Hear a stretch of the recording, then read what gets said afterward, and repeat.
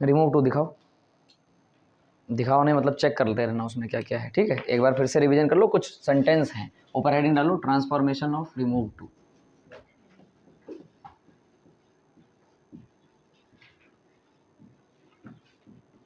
Transformation of remove, ठीक, ध्यान रखना ट्रांसफॉर्मेशन दिया हुआ है रिमूव टू का, ठीक है। पता है सबको कि टू क्या है सर? टू एक प्रीपोजिशन है, ये वाला जो टू है, सिंगल ओ वाला जो टू है ये प्रीपोजिशन है। उसके बाद समझिएगा ध्यान से, टी डबल ओ वाला जो टू होता है इसको क्या कहा जाता है? एडवर्ब टू कहा जाता है कि नहीं? इसके तीन मतलब हैं, याद करो, तीन मतलब नहीं, दो अर्थ हैं, उसको तीन तरीके से यूज किया जाता है। एक तो बहुत और दूसरा बोला करो भी, सही। नंबर 1 सो, नंबर 2 वेरी और नंबर 3 टू, इस तरीके से लिखा हुआ है। द टी, रिवीजन करवा रहे, देख लो ध्यान से। The tea is very hot बोल सकते हैं कि नहीं? The tea is too hot बोल सकते हैं कि नहीं?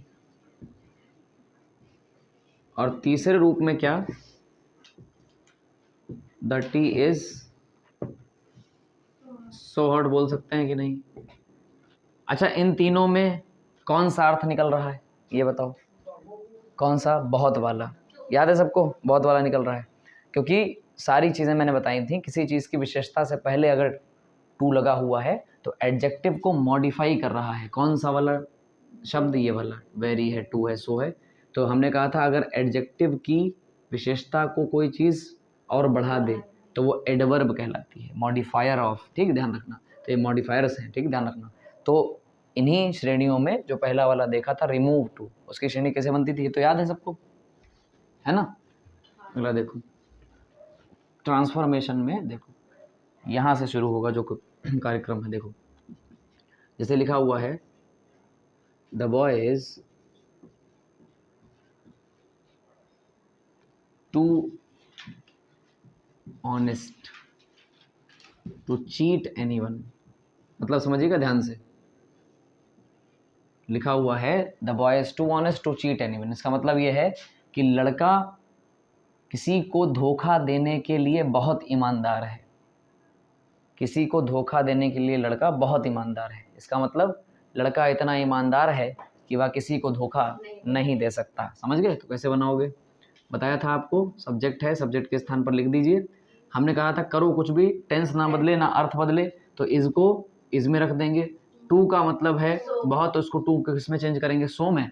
इसके बाद आ जाएगा यहाँ पर honest, the boy is so honest, और उसके बाद शुरू होगा, टू को हटाकर क्या लगाएंगे? दैट, और दैट के बाद आएगा वो सब्जेक्ट। यही गलती हो रही थी, याद है?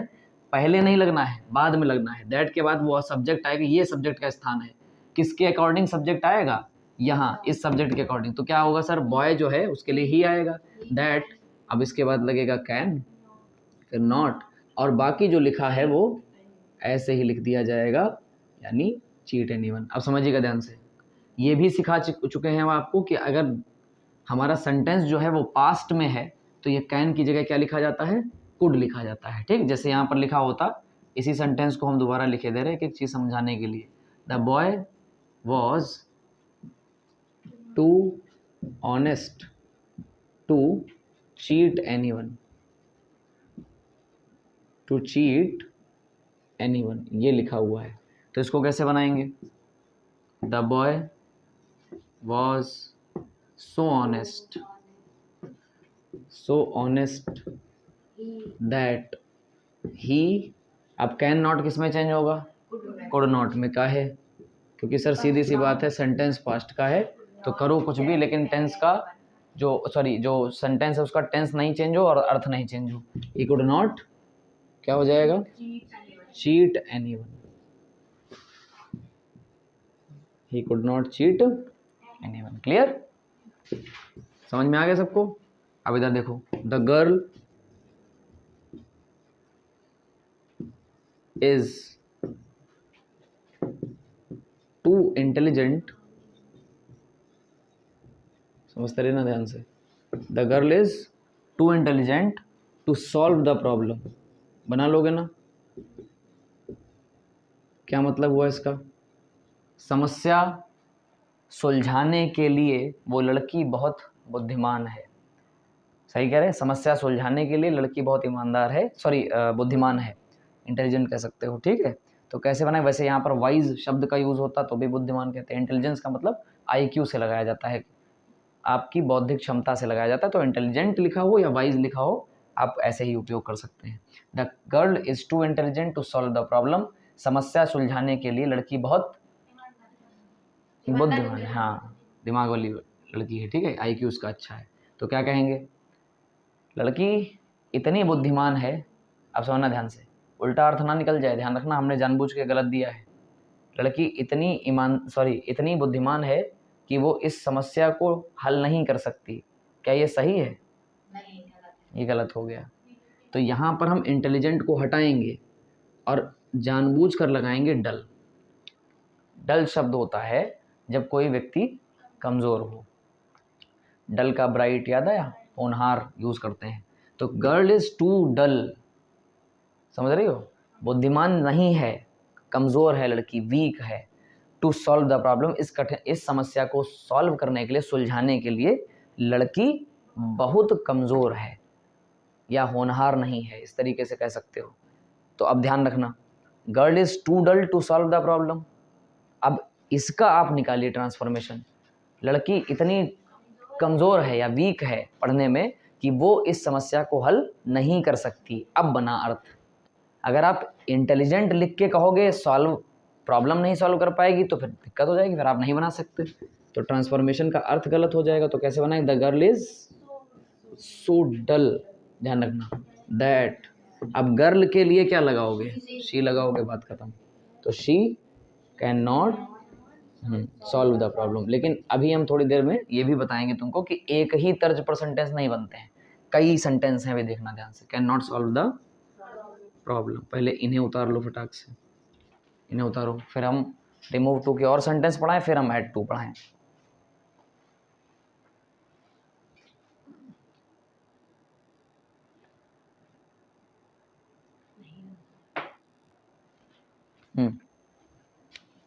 देखो ध्यान से, अगला ट्रांसफॉर्मेशन देखो, हम एक एक नियम आपको पढ़ाते चल रहे हैं, ठीक। पहला तो आपने सरल वाला देख ही लिया कि क्या है क्या नहीं, ठीक। अब हम अगला नियम पढ़ाते हैं। जैसे ट्रांसफॉर्मेशन में रिमूव टू का अगला नियम सुनिए। वो कह रहा है यदि आपको वाक्य में, हर चीज़ देखते रहना क्योंकि यहीं से पूरी इंटर की महागाथा यहीं से है, समझ रहे हो? कहने का मतलब है ट्रांसफॉर्मेशन में 13 टॉपिक हैं, 13-14 टॉपिक, उनको पढ़ाने के बाद फिर सारी चीज़ें पहले से उस पर अपलोड हैं। सिंटैक्स और सिंथेसिस पहले से यूट्यूब पे पड़ा हुआ है, ठीक। तो उनको तो देखो, पहले ये चीज़ ध्यान रखना कि ट्रांसफॉर्मेशन जो चल रहा है उसमें पहले पकड़ मजबूत हो जाए हमारी, फिर सिंटैक्स और सिंथेसिस में आसानी होती समझने के लिए। देखो अगला नियम कहता है यदि वाक्य में आपको कहीं फॉर मी मिल जाए, सुन लीजिए ध्यान से, अगर आपको वाक्य में फॉर देम मिल जाए, ठीक, अगर आपको कहीं वाक्य में फॉर अस मिल जाए, तो इनको किस में चेंज किया जाता है? सुन लीजिए। ये जो याद रखना, जब आप दैट के बाद सब्जेक्ट लगाते हो, याद करो, दैट लगता है फिर सब्जेक्ट लगता है, तो वो कहना ये चाहते हैं कि अगर आपको कहीं आपके सेंटेंस में for me, for them, for us मिल जाए, तो दैट के बाद अगर मी मिलेगा तो आई में चेंज करोगे, ठीक। दैट के बाद क्या लिखा जाएगा यहाँ? आई। अगर देम मिल जाएगा सेंटेंस में तो किस में चेंज करोगे? दे में चेंज करोगे। और अगर अस मिल जाएगा किसी सेंटेंस में तो किस में चेंज करोगे? वी में चेंज करोगे, ठीक। अब नियम आपको लिखा दिया, अब समझना ध्यान से। जैसे यहाँ पर एक एग्जाम्पल लेते हैं, लिखा हुआ है the problem is too difficult, the problem is too difficult for me to solve. क्या लिखा हुआ है? समझिएगा ध्यान से। The problem is too difficult for me to solve. हल करने के लिए समस्या मेरे लिए बहुत कठिन है। The problem is too difficult for me to solve. अब थोड़ा चेंज हो रहा है, अब एक ही लहजे के वाक्य नहीं बनाते रहोगे, अब चेंज होगा, थोड़े और अच्छे वाक्य आएंगे, फिर और अच्छे आएंगे, तो हर तरीके का नियम चेंज होता रहेगा। अब जैसे ही तुमने याद किया, पेपर में बाई चांस यही आ गया, तो तुमने कहा कि सर ने कहा था कि फॉर मी अगर मिल जाए तो किस में चेंज कर देना, आई में, फॉर देम मिल जाए तो दे में, अस मिल जाए तो वी में चेंज कर देना। समझते रहना ध्यान से। तो कैसे बनाओगे, ऐसे ही शुरू करेंगे कि द प्रॉब्लम इज, टू को किस में चेंज करेंगे, सो में। जैसा नियम है वो तो चलता ही रहेगा, उसमें कोई दिक्कत नहीं, बस वेरिएशन लगती जाएंगी। ठीक, सो डिफिकल्ट, ठीक, सो डिफिकल्ट। अब जैसे फॉर मी लगा, रुक जाइएगा, तो टू से पहले फॉर मी मिला, तो अब हम क्या करेंगे, टू को हटाएंगे, टू को हटाएंगे, क्या लगाएंगे, दैट। टू को हमेशा हटाते हो, दैट लगाते हो, लेकिन दैट लगने का अब नियम चेंज हो जाएगा। अब दैट के बाद क्या यूज किया जाएगा, मी आया है तो आई आ जाएगा। ठीक, आई कभी भी स्मॉल नहीं बनता, आई हमेशा कैपिटल बनता है। The problem is so difficult that I. अब सीधी सी बात है, ट्रांसफॉर्मेशन का मतलब निकालो तनिक सेंटेंस का।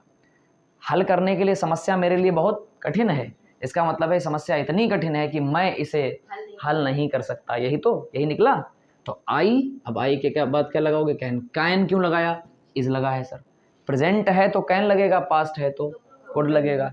आई कैन नॉट सॉल्व, अब रुक जाइए थोड़ा सा, आई कैन नॉट सॉल्व कि मैं इसे हल, अब रुक जाओ, मैं इसे हल नहीं कर सकता, शब्द क्या निकल रहा है मुझसे, इसे। तो समस्या निर्जीव होती है, याद करो भाई, वस्तुएं हैं, समस्या कोई भावना है, फीलिंग है, कुछ भी है, तो उसे निर्जीव ही तो मानते हो, और निर्जीवों के लिए यूज होता है इट। ठीक, तो आई कैन नॉट सॉल्व इट, ये होगा। ये इट किसके लिए आया है, समस्या के लिए, प्रॉब्लम के लिए।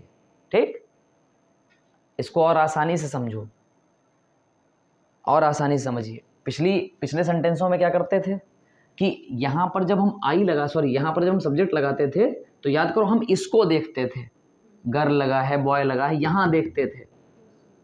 अब कहां देखना है, अब यहां देखना है। अगर ये शब्द मिल जाएगा तो फिर हमें यहां देखना पड़ेगा, फिर हम यहां तो देखेंगे नहीं। तो एक बात बताओ, किसी का हिस्सा छीन लोगे तो बुरा लगेगा ना उसको, तो हिस्सा दिया करो। अब समस्या के लिए भी तो कोई ऑब्जेक्ट यूज करो। तुमने इसको देखकर यहां दैट के बाद सब्जेक्ट तो लगा दिया, यहां ऑब्जेक्ट का स्थान खाली रहा। अब ऑब्जेक्ट कैसे तय होगा, ऑब्जेक्ट तय होगा यहां से। तो प्रॉब्लम कैसी है, निर्जीव, निर्जीवों के लिए क्या लगता है, इट। ऐसे सेंटेंस पूरा होता है। इट छोड़ के आ जाओगे काट देंगे वो, ध्यान रखना, गलती नहीं होनी चाहिए। अभी देखो ध्यान से, 3-4 एग्जाम्पल देखना। जैसे the tea is too hot for us, the tea is too hot for us to drink.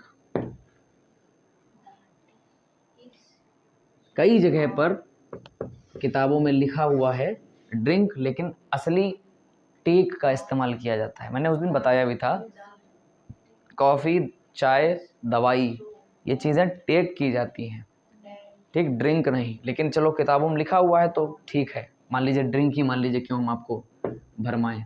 देखिए ध्यान से, the tea is too hot for us to drink, ये लिखा है। कैसे हल करेंगे इसको, देखिए ध्यान से। पहले इसकी हिंदी निकालिए। The tea is too hot यानी चाय बहुत गर्म है, किसके लिए, हमारे लिए, टू ड्रिंक पीने के लिए।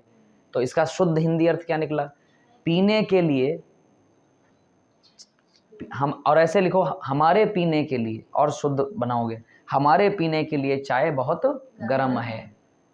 यानी हम लोग ठंडी चाय पीते हैं, किसी कहा होगा हमारे पीने के लिए चाय बहुत गर्म है, तो हम लोग ऐसे नहीं पी पाएंगे, थोड़ी ठंडी लाओ। देखो ध्यान से, तो कैसे बनाएंगे, द टी, टी निर्जीव होती है ना, हाँ। अब आप समझ गए हम क्या करना चाहते हैं, उधर ले जाएंगे इट, हाँ, तो इज लिखेंगे, फिर टू को हटाएंगे, क्या होगा मुस्कान, सो हो जाएगा। अब द टी इज सो, अब हो उसके बाद हॉट, क्लियर है,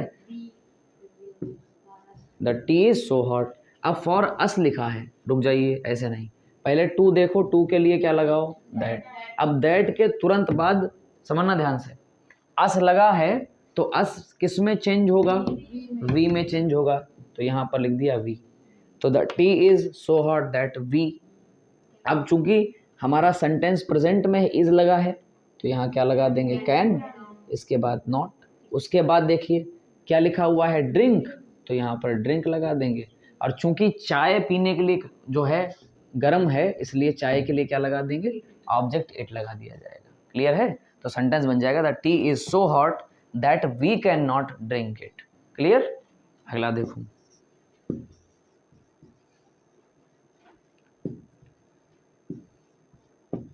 द गेम इज, की वॉज कर दो, the game was too hard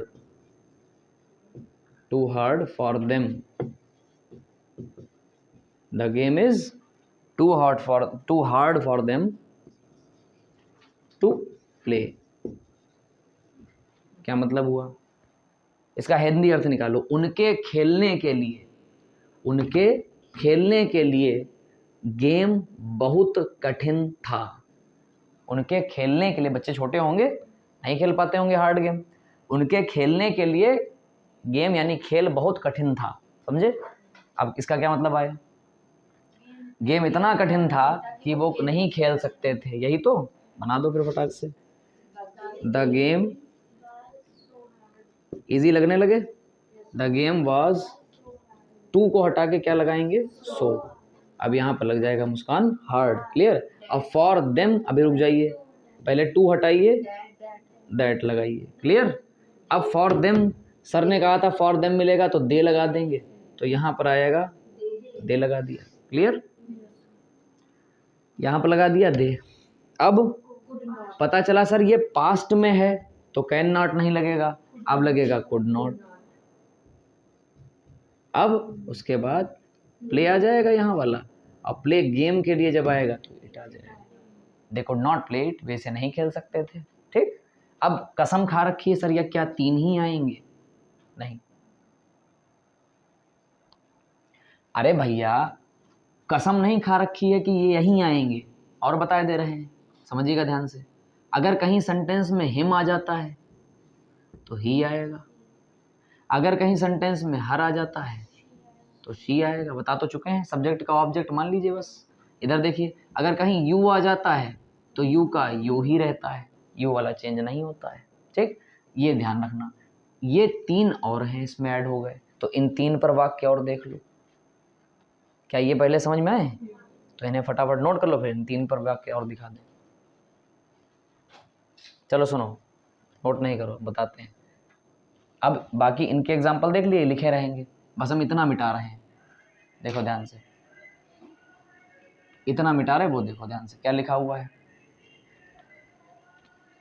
अरे सर ने क्या कहा, समझिएगा ध्यान से। सर ने कहा कि अगर कहीं हिम लिखा होगा तो किस में चेंज कर देना, दैट के बाद ही में। ठीक? अगर कहीं हर लिखा होगा तो शी में चेंज कर देना, कहीं यू लिखा हो तो यू का यू ही रहेगा। ये नियम और दे दिया उन्होंने, हमने नहीं दिया, ट्रांसफॉर्मेशन वालों ने दिया। देखो फटाक से देखो, अगला सेंटेंस हमने बोल दिया, जैसे द वाटर इज टू,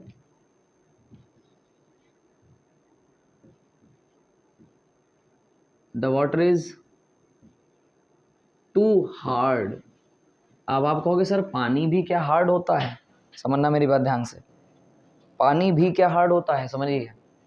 दरअसल पानी लिक्विड होता है, लेकिन आप कहोगे सर पानी हार्ड कैसे हो गया? नहीं, दरअसल जब हम किसी बेबी को नहलाते हैं, छोटे से बच्चे को नहलाते हैं, तो उसको सॉफ्ट साबुन लगाए जाते हैं, माइल्ड जॉनसन्स बेबी वगैरह लगाते हैं, वो सारी चीज़ लगाई जाती हैं। वाटर हार्ड कैसे होता है? पल्यूटेड वाटर को कहा जाता है। ठीक है? तो हार्ड कुछ लोग यूज़ कर देते हैं और कुछ लोग डायरेक्टली यूज़ करते हैं सही शब्द, जैसे अगर होगा टू पल्यूट।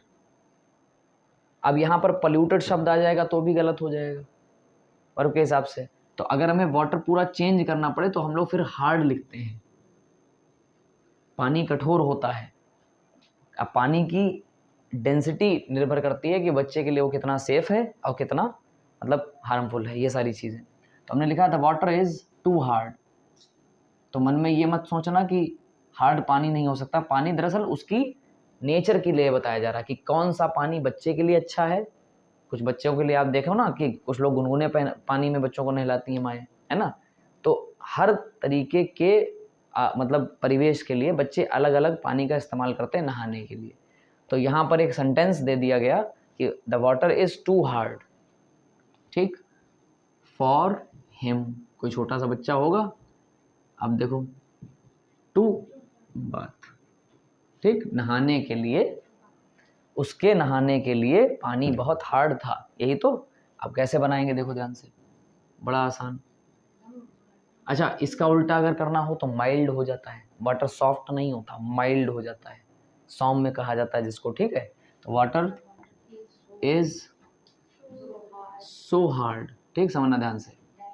अब हम लगाएंगे यहाँ पर दैट लगाएंगे। दैट लगाने के बाद यहाँ पर अब हमें सब्जेक्ट देना है। सब्जेक्ट किसके अकॉर्डिंग देंगे? हिम को सर ने कहा था ही में बदल देना, तो ही चेंज हो जाएगा, दैट ही। अब चूंकि प्रेजेंट में है तो प्रेजेंट में है तो लग जाएगा कैन नॉट, और फिर क्या हो जाएगा, वेद लग जाएगा, और उसके बाद समझना ध्यान से, ही कैन नॉट वेद। अब वाटर के लिए चाहो तो पानी से नहीं नहा सकता, वो इससे नहीं नहा सकता, वेद विद ये चीज़ हो जाएगी, तो इट लगा सकते हो, वेद भी लग सकता है। तो आप सीधे बात, इससे वो नहीं नहा सकता तो हमने लास्ट में लगा दिया वेद। क्लियर, ध्यान रखना। अब इसी से हमने अगला सेंटेंस बनाया, देखिए, द क्वेश्चन, क्या सेंटेंस बना, द क्वेश्चन इज, समझते जाना ध्यान से, बाद में लिखना। The question is too difficult, लिख लो कोई दिक्कत नहीं, या हार्ड लिख लो, too difficult for her to answer. हर बार सॉल्व नहीं यूज हो सकता। उसके लड़की है ना, उसके उत्तर देने के लिए प्रश्न बहुत कठिन है कैसे, इज लगा है। उसके उत्तर देने के लिए प्रश्न बहुत कठिन है, अर्थात प्रश्न इतना कठिन है कि वो उत्तर नहीं दे सकती, ठीक, ये चीज। तो कैसे बनेगा, the question is so difficult, ठीक। अब दैट के बाद फॉर हर लगा है, हर वाला चेंज हो जाएगा मुस्कान के इसमें शी में, तो that she can not answer. अच्छा, प्रश्न के लिए क्या लगा देंगे, इट लगा देंगे। ये बन के हमारा रेडी हो जाएगा। क्या ये कठिन है? बस इतना है। लोग ट्रांसफॉर्मेशन से बहुत डरते हैं, सिंटैक्स से बहुत डरते हैं, सिंथेसिस से बहुत डरते हैं। डरने की कोई आवश्यकता नहीं। अपने मन में ये संकल्प लेकर चलो कि जो पढ़ रहे हैं ठोस पढ़ेंगे, बात खत्म। चीज़ें अच्छी लगती हैं, समझ में आती हैं, उनका फ्लो बन जाता है तो फिर अच्छी लगती हैं। अब एक और प्रश्न दे तो तुम फिर बनाना चाहोगे, फ्लो बन रहा ना चीज़ों का। देखो ध्यान से, अगला एक और बचा, लास्ट वाला यू वाला, देख लो, से लिखा हुआ है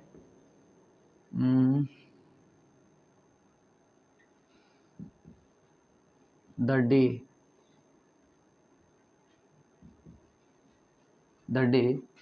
was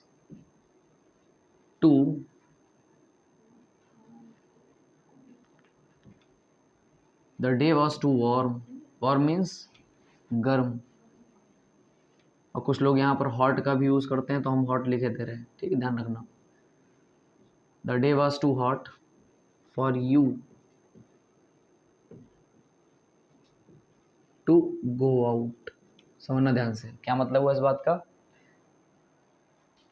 तुम्हारे बाहर जाने के लिए, गो आउट माने होता बाहर जाना, आउट माने बाहर, गो मीन्स जाना।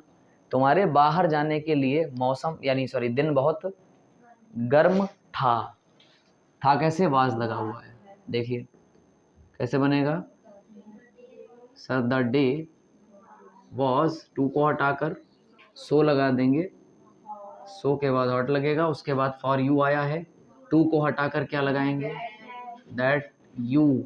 अब यू के साथ वॉज लगा हुआ है, सर क्या करेंगे, पास्ट में है ना, पास्ट में है तो कुड लगाएंगे, और उसके बाद नॉट लगाएंगे, गो आउट। बस अब इट नहीं लगाएंगे। अब पूछो क्यों नहीं लगाएंगे, सुनो, the day was so hot that you could not go out. जब भी हम ये कहते हैं कि जैसे हमने इसका हिंदी अर्थ क्या निकाला, जो दिन था वो इतना गर्म था तुम्हारे निकलने के लिए कि तुम निकल नहीं सकते थे। एक बात और, कभी कहते हो कि इससे नहीं निकल सकते थे? नहीं, डे को कंसीडर नहीं किया जाता इट में, ध्यान रखिएगा। मतलब यहाँ के लिए मैं कह रहा हूँ, कम्युनिटी कुछ और ना समझना, ध्यान रखना कि यहाँ के लिए मैं कह रहा हूँ, यहाँ पर इट नहीं आप यूज़ करेंगे। गो आउट का मतलब है बाहर जाने के, तुम बाहर नहीं जा सकते थे, इतना ही तो कहोगे। भैया दिन बहुत गर्म था कि तुम बाहर नहीं जा सकते थे, ये कहोगे कि तुम इससे बाहर नहीं जा सकते थे, इससे नहीं लगेगा, ध्यान रखना। इसलिए डे के लिए यहाँ पर इट का यूज़ नहीं करोगे, थोड़ा सेंस भी लगा लिया करो। ये नहीं कि नियम चलते ही चले जा रहे तो उसी फ्लो में फिर इट लगाते चले जा रहे हैं, नहीं, समझा करो। लिखा हुआ है the day was so hot, दिन बहुत गर्म था कि तुम बाहर नहीं जा सकते थे, तुम बाहर नहीं जा सकते थे, ध्यान रखना। तुम इससे बाहर नहीं जा, अगर हम इट लगा देंगे तो यहाँ पर हो जाएगा तुम इससे बाहर नहीं जा सकते थे। अरे दिन से बाहर कौन जाता है यार, दिन तो समय है, काल गणना है, कोई वस्तु ऑब्जेक्ट थोड़ी ना है, ध्यान रखना। तो याद रखना यहाँ पर इट नहीं लगेगा। कैसे बनेगा sentence? The day was so hot that you could not go out, कि तुम बाहर नहीं जा सकते थे। ठीक, जब आप सेंटेंस बना लें तो उसकी हिंदी भी निकाल के देख लें। जैसे इधर देखो, समस्या बहुत कठिन है कि मैं इसे हल नहीं कर सकता। ये इसे किसके लिए निकला है? समस्या के लिए, तो समस्या के लिए इट लगेगा। ठीक, टी ऑब्जेक्ट है, वस्तु है, सही, इसके लिए लगेगा। सीधी सी बात, सामग्री कह लीजिए आप, गेम ये भी ऑब्जेक्ट का काम कर रहा है, इट लगेगा, सीधे खेल है भाई। अब यहाँ पर वाटर उसके लिए लग सकता है, ऑब्जेक्ट है, क्वेश्चन है, उसके लिए लग सकता है, लेकिन यहाँ पर डे के लिए नहीं लगेगा। समय काल गणना करने अनुसार इसमें इट नहीं लगाते, ठीक, ध्यान रखना। तो ये क्लियर है आप लोगों को सही से? अब छाप लो इसको।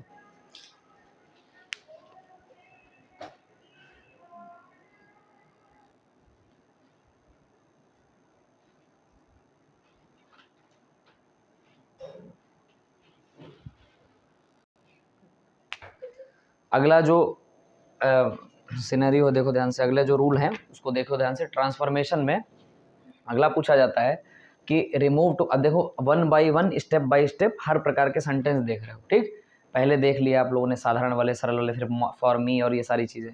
अब ये आ रहा है, अब क्या है देखिएगा ध्यान से।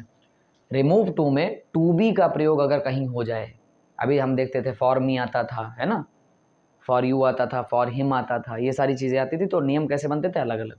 अब अगर कहीं टू बी का प्रयोग है, और हमेशा ध्यान रखना टू बी का मतलब होता है होने के लिए, सुन लीजिए ध्यान से, बी मीन्स होता है होना और टू का मतलब होता है के लिए।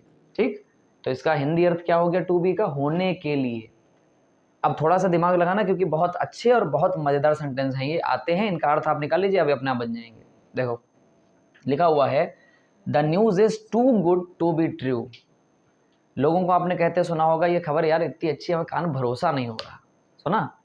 भरोसा नहीं हो रहा है, इतनी अच्छी खबर तुमने सुनाई है, लोग कहते हैं कि नहीं? देखो खबर अच्छी है लेकिन उसका लोग अर्थ कैसा निकाल रहे हैं? नेगेटिव, भरोसा नहीं हो रहा है। सही, तो क्या मतलब हुआ? देखो, सच होने के लिए,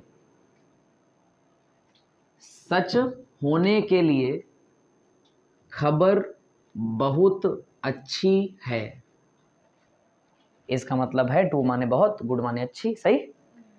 तो क्या लिखा हुआ है? सच होने के लिए खबर बहुत अच्छी है, इसका मतलब खबर इतनी अच्छी है कि ये सच नहीं हो सकती। लोग कहते नहीं है इतनी अच्छी खबर सुनाई, विश्वास नहीं हो रहा कान पे, समझ रहे हो?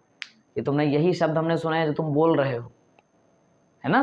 तो लिखा हुआ है कि सच होने के लिए खबर बहुत अच्छी है, समझिएगा ध्यान से, सच होने के लिए खबर बहुत अच्छी है, इसका मतलब है खबर इतनी अच्छी है कि ये सच नहीं हो सकती। यही तो, अब निकालिए कैसे बनाएंगे। द न्यूज इज, टू को किसमें? The news is so good, सही। अब इसके बाद क्या लगेगा? दैट, सही। अब एक बात आओ, वही वाला काम क्या करेंगे फॉर मी, फॉर देम ये सब मिलेगा तो इनके अकॉर्डिंग बनाएंगे, लेकिन यहाँ तो डायरेक्ट टू आ गया है भाई, एडजेक्टिव के बाद तुरंत टू आ गया है। यहाँ फॉर मी ये सब फॉर और वाला कोई बवाल ही नहीं, तो क्या करेंगे फिर वही रूल, कौन सा? नहीं नहीं नहीं नहीं, दैट के बाद सब्जेक्ट कहाँ से उठाएंगे? आगे से उठाएंगे, यानी न्यूज से उठाएंगे, समझ गए? याद है? तो ध्यान रखना। तो अब न्यूज कैसी है सर निर्जीव, तो क्या हो जाएगा? इट। अब प्रेजेंट में है तो क्या लगाएंगे? Can not. अब सुनना, बी ट्रू, ये ध्यान रखना, ये बी नहीं भूलना। अभी तक तुम बी नहीं लगाते थे। कैन नॉट ड्रिंक, जैसे लिखा हुआ tea is too hot for me to drink, क्या बनाते थे? The tea is so hot that I can not drink it, लेकिन कहीं तुमने बी लगाया नहीं। लेकिन बी वाले सेंटेंस में, सब लोग ध्यान देना, बी वाले सेंटेंस में बी इधर जरूर लगाएंगे। क्यों? क्या आपने इसका अर्थ निकाला कि ये सही यानी सत्य नहीं हो सकती, समझना ध्यान से, हो सकती हो के लिए भी आएगा, समझ रहे? ये ध्यान रखना। आपने इसका हिंदी अर्थ यही तो निकाला कि लिखा हुआ है the news is so good, ये खबर इतनी अच्छी है कि यह सत्य नहीं हो सकती, समझ गए? सकता, सकती, सकते के लिए कैन आता है। ये खबर इतनी अच्छी है कि ये सत्य नहीं हो सकती, तो कैसे बनाएंगे? The news is so good that it can not be, be नहीं भूलेंगे, बी वाले सेंटेंसों में बी नहीं भूलेंगे, नॉट के बाद क्या लगेगा? बी लगेगा, बी ट्रू। क्लियर? समझ रहे हो ध्यान से? ये आपकी सुविधा के लिए बना रहे हैं, रिवीजन चाहे जितनी बार करो, सही कह रहे कि नहीं? फिर अगर कोई दिक्कत होती है तो आप रिवीजन कर सकते हो, सही? देखो अगला समझते रहना, लिखना नहीं है। He speaks too fast to be understood, इसका क्या मतलब हुआ? समझने के लिए, समझ रहे हो? अंडरस्टूड मीन्स होता है समझना, समझना ध्यान से, समझने के लिए वो बहुत तेज बोलता है। कैसे बोलेंगे देखना ध्यान से, ही स्पीक्स, सुनते रहे ना, स्पीक्स से क्या पता चला? इसमें तो इज एम आर नहीं आया है। हाँ याद करो, शुरुआत में मैंने बताया था अगर कर्ता एक वचन है तो मेन वर्ब में S E S I S लगता है, तो ये क्या माना जाएगा? प्रेजेंट। और अगर सेकंड फॉर्म लगी होती स्पोक तो क्या होता? तो पास्ट होता, तब वहां कुड लगाते, वरना कैन लगाएंगे। तो क्या लिखा हुआ है? ही स्पीक्स टू फास्ट को किस में चेंज करेंगे? So fast.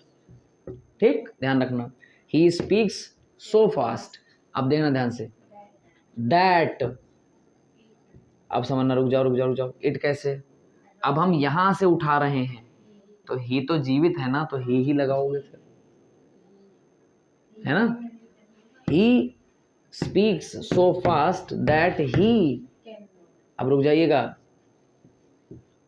Can not be understood, be नहीं भूलेंगे, he can not be understood. Clear?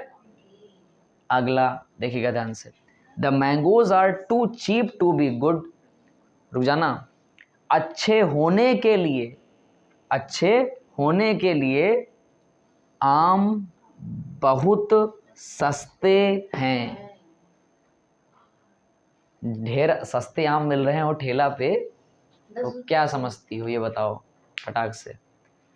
कि इतने, एक सेकेंड, बाजार में चल रहे 80 में जाए दे रहे 40 में, कुछ तो झोल है भैया, हैं? अच्छा आम, अगर भाई सीधी बात, अच्छा आम है तो निश्चित रूप से इसके रेट ज़्यादा होंगे। वो कोई दिलदार पैदा हो जाए तो अलग बात है, कि वो लुटा ही रहा हो संपत्ति तो कोई बात ही नहीं है, तो अच्छे आम भी कम कीमत पे दे देगा। लेकिन सेंटेंस कह रहा है, क्या कह रहा है? The mangoes are too cheap to be good, अच्छे होने के लिए आम बहुत सस्ते हैं। इसका मतलब आम इतने सस्ते हैं कि ये अच्छे नहीं हो सकते, समझ गए? बस यही उठाना था। तो क्या बना? The mangoes are so cheap, cheap माने सस्ता। अब रुक जाना, टू बी लगा हुआ है तो दैट लगाएंगे, उसके पहले सब्जेक्ट ढूंढेंगे। अच्छा आम तो निर्जीव होते हैं ना, तो क्या लगाओगे सर? इट। उसके बाद चूंकि प्रेजेंट है, आर लगा है, प्रेजेंट है, तो कैन नॉट बी गुड, कि ये अच्छे नहीं हो, ये होने के लिए भी आता है कि अच्छे नहीं हो सकते। सुनना, आम इतने सस्ते, इतने समझना ध्यान से, आम इतने सस्ते हैं कि ये अच्छे नहीं हो सकते। क्लियर? एक एक शब्द का अपना मतलब है, समझ गए? तो the mango are so cheap that it can not be good. कितने लोगों को समझ में आ गया है? आगे तो दोनों नियम हमें लगता है क्लियर हो गए होंगे अच्छे। और अगर हम होमवर्क में अगर आज भेज दें तो कृपा करके इसको जो है अपनी सेहत के लिए बना के लाना। ठीक, धन्यवाद यूट्यूब फैमिली, बाय बाय। नमः पार्वती पतये, हर हर महादेव।